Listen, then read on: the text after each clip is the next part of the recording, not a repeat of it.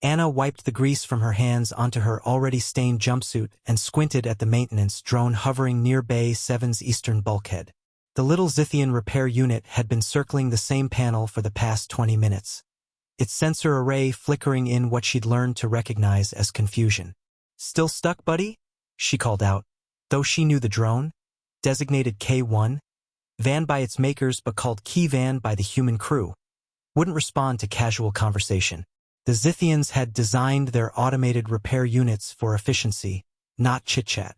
Key Van's spherical body rotated, its 3 articulated arms extending and retracting in a pattern that suggested frustration.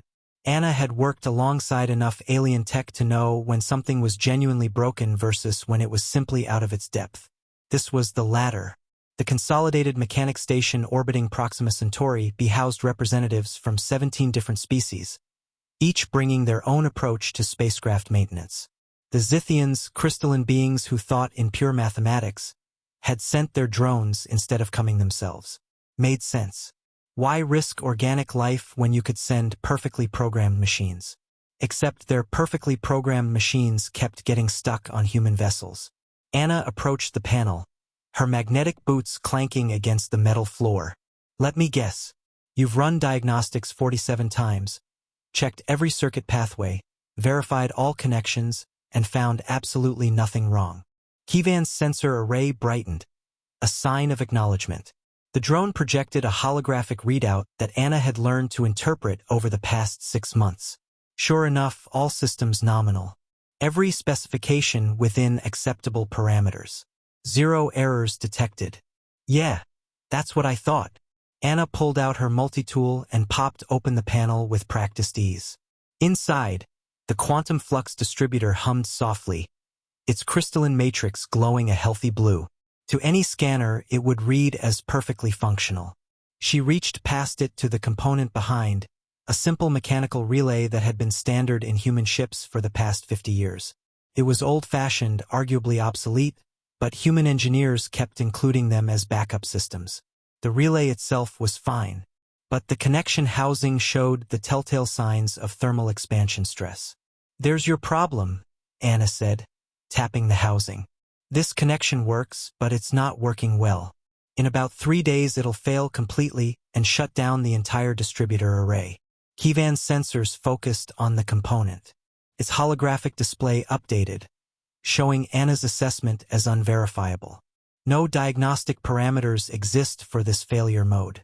"That's because you're looking for problems that exist now," Anna explained, even though she knew the drone's translation matrix probably couldn't process the nuance. "Human mechanics? We look for problems that are about to exist. It's called preventative maintenance, not reactive maintenance." She pulled the housing free and examined it more closely. "See these microfractures? Your sensors probably can't even detect them.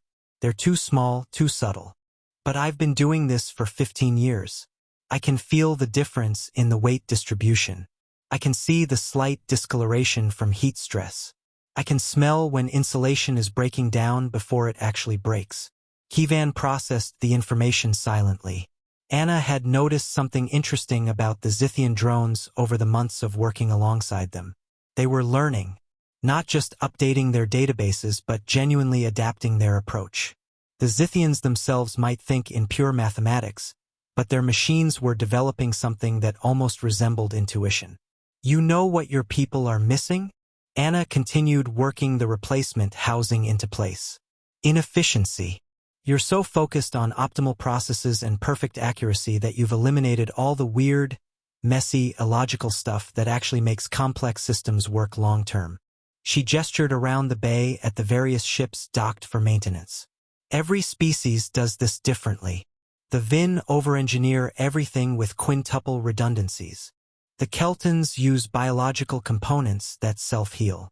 The Morvani build everything modular so they can hot-swap components mid-flight. And humans? We build in failures." Keyvan's display showed a query symbol. "Yeah, you heard me right. We deliberately design systems that will eventually fail, but in predictable, manageable ways. We use materials that show stress before they break. We create warning signs that something's going wrong before it actually goes wrong. Because we're not smart enough or fast enough to fix things that break instantly. Anna secured the new housing and ran her own handheld diagnostic. The readings looked identical to before, which was exactly the point. Your scanners will still say everything's nominal. But in 3 days, when this would have failed, it won't. And you'll never know the difference because the disaster that was going to happen won't happen. She closed the panel and stood back. That's the thing about human engineering. Half of what we do is invisible. It's not about the problems we solve. It's about the problems we prevent.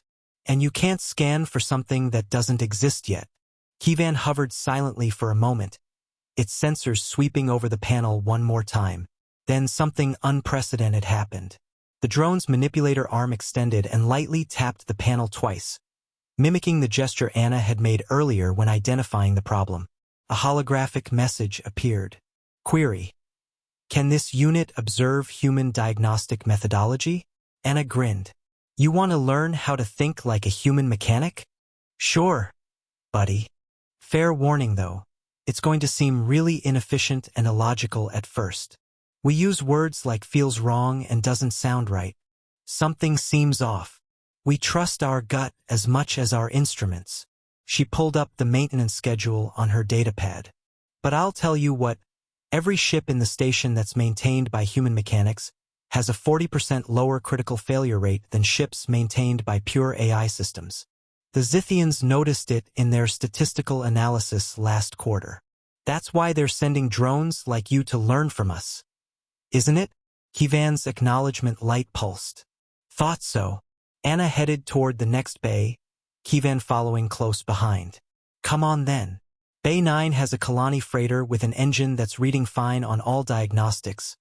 But I heard a rattle 3 days ago that shouldn't be there. Let's see if you can learn to hear what's not supposed to be there. As they walked, Anna smiled to herself. The galaxy was full of species more advanced than humanity, with better technology, faster ships, and more sophisticated systems. But somehow the messy, intuitive, inefficient human approach to fixing things had become invaluable. Sometimes the best solutions weren't logical. Sometimes they were just human.